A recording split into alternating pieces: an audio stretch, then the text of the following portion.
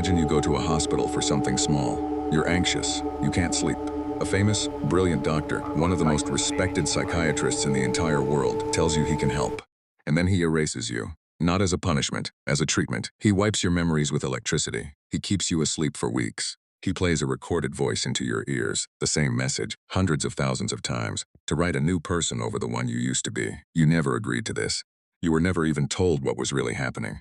And neither were the hundreds of others. This was real. It happened in a real hospital. It was funded in secret by an intelligence agency. And the people it destroyed are still fighting for justice right now in courtrooms today. This is the mind control program you were never supposed to know about.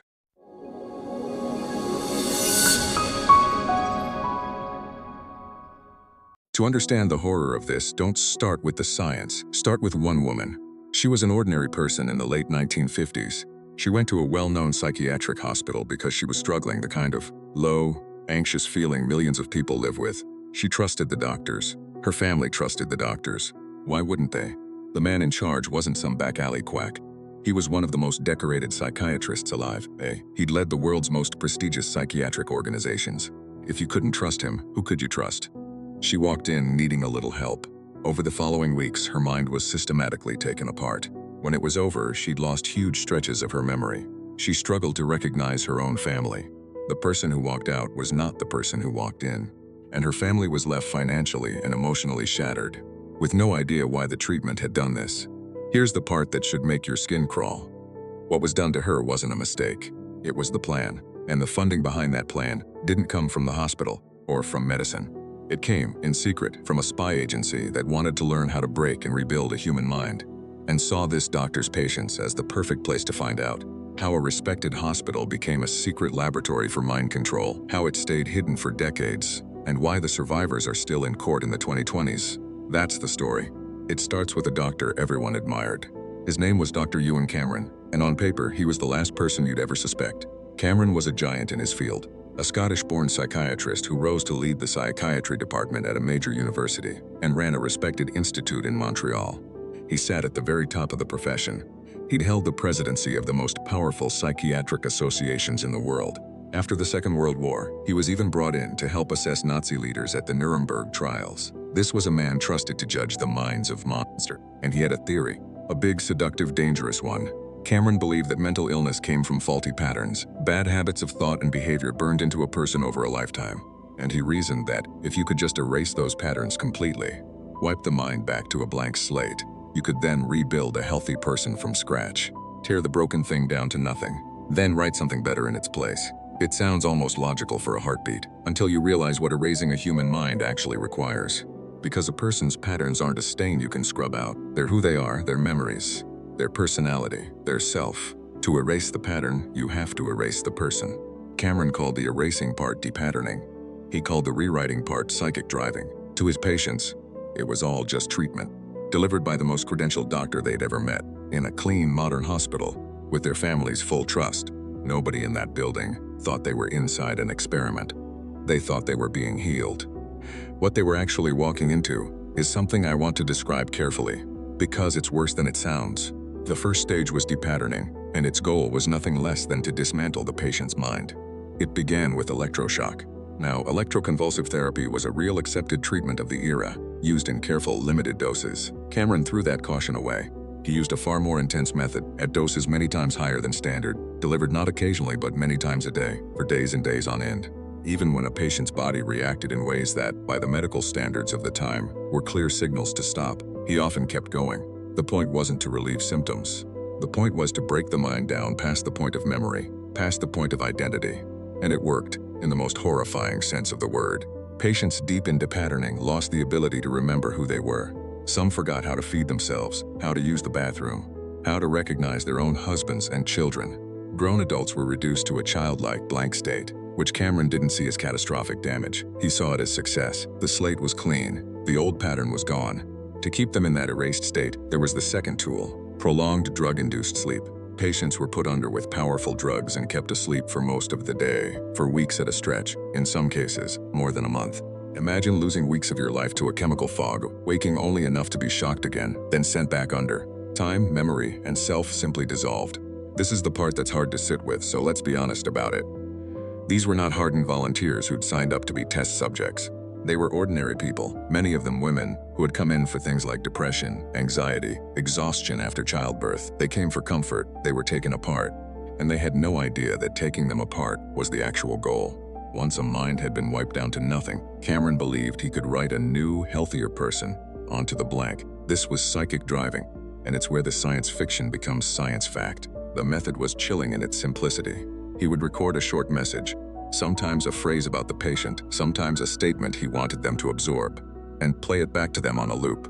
Not a few times, not a few hundred. He played these recordings for many hours a day, sometimes through speakers built into helmets or pillows they couldn't take off, repeated over and over until the total reached into the hundreds of thousands of repetitions. One message, burned into an erased brain, for weeks. This is the illusory truth effect from our earlier video, weaponized to its most extreme, monstrous endpoint. We know repetition makes things feel true. Cameron took a defenseless, wiped mind and tried to use endless repetition to literally install a new reality. And here is where the secret hand becomes visible. A document laid out the full intended sequence with cold precision. First, break the patient down with extreme electroshock. Then, in partial sensory isolation, bombard them with the repeated messages for days. Then, bury the entire experience under another long stretch of drug-induced sleep so they wouldn't even remember it happening. Break, overwrite, erase the evidence from the victim's own memory. That sequence wasn't just a doctor's strange therapy. It was, in part, a blueprint, and it had a sponsor that Cameron's patients would never have imagined in their worst nightmares. Because the people funding this didn't care about curing depression at all. They cared about one question: can you break a human being down and build a new, controllable person in their place?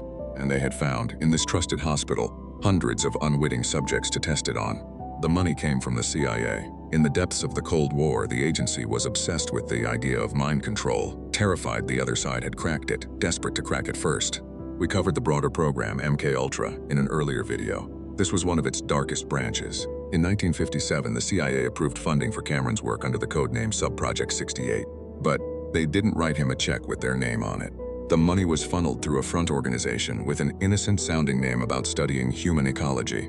So here's the strange, almost unbelievable truth. Cameron himself most likely did not know his real backers were American spies. He thought he was receiving research grants. The agency had hidden itself behind a fake foundation, using a respected doctor as an unwitting instrument, who in turn used his patients as unwitting subjects. Layer upon layer of people who didn't know what they were really part of. And the patients knew least of all. They were never told they were in an experiment. They were never told about the CIA. They were never given a real choice.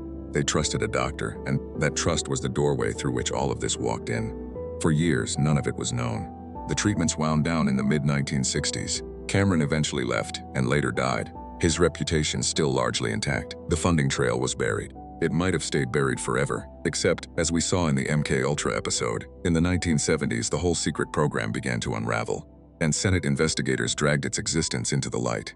Survivors and their families, who for years had only the haunting wreckage of their own minds and no explanation, finally started to learn the unthinkable, that what was done to them in that hospital had been a secret experiment, funded by a foreign spy agency, and they had been the lab rats. Here's what makes this different from a closed chapter of history. It never closed. When the survivors learned the truth, some of them fought back. In the 1980s, a group of former patients sued the CIA in an American court. The agency never admitted legal responsibility, but in 1988, it settled, paying the group a sum to make the case go away. Years later, the Canadian government made its own payments to dozens of victims who had suffered the most severe depatterning. Careful, always, to call it humanitarian aid rather than an admission of guilt. But the money was small against what was taken, and many victims got nothing because they died or couldn't remember, or were too ashamed to come forward. So the fight kept going.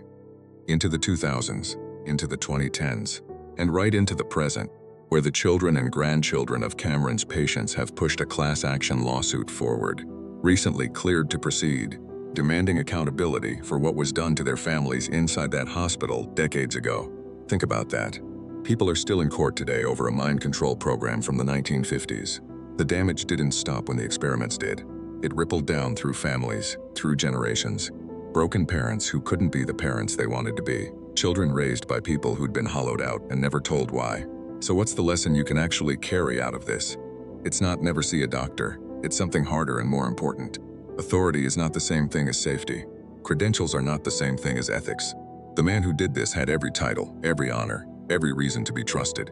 And that trust is exactly what made the harm possible. The patients didn't lack intelligence. They lacked a reason to question the most respected doctor in the room.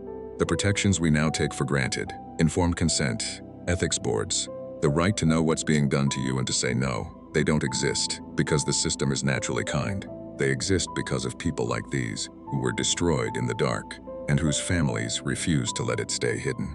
They tried to make sure you'd never know about this. The secret funding, the front organization, the drug-induced sleep designed to erase the evidence from the victims' own minds. Everything about it was built to stay hidden, and yet here we are, talking about it, because a handful of broken, brave people and the families who love them refused to let it disappear. That's the only reason any of us know their names. The dream of erasing a mind and writing a new one didn't belong to a movie. It had a budget, a building, and a doctor in a white coat. Remember that the next time someone tells you mind control is just a conspiracy theory. Sometimes it's a court case. If this stayed with you, you'll want the next one because next, I'm showing you the experiment where ordinary, decent people were convinced to deliver what they believed were deadly electric shocks to a screaming stranger, simply because a calm voice in a lab coat told them to continue.